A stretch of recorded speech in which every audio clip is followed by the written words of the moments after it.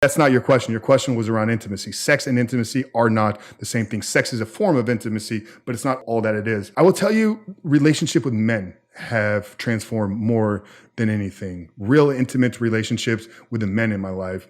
You know, it was towards the end of 2018 that who's become my best friend and he's really become my spiritual mentor. We were on a call. It was probably right after or before I gave my life. I don't remember the exact date, but we were on a phone call. Josh lives up in Pennsylvania.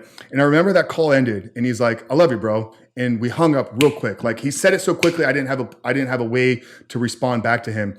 And I thought about it. I was like, did he just tell me he loves me? And I texted and I was like, bro, don't ever tell me you love me again. It was almost like weird. It almost made me feel squishy inside. Not squishy, but like, ew, like why would a man tell me he loves me? Like, that's like, you love women, right? Like this is an ego of a man that is like, no, I can't accept that from a man. But when I got on the other side of this thing, man, I talked about the role that the men have played in my life, seeing people for the first time.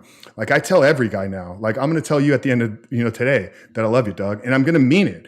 So for me, that's been the biggest change, is the ability to accept real men into your life and have real meaningful relationships, not surface level stuff, not, oh, who won the game, not what chick are you sleeping with. It's like the deep, meaningful conversations about life, about purpose, about meaning, about all these things that we are here for has been the biggest change for me. But it's just the acceptance of all people, man. It's like porn makes people objects in your life. You literally seek out other human beings on a screen, use them as objects together to create pleasure for yourself.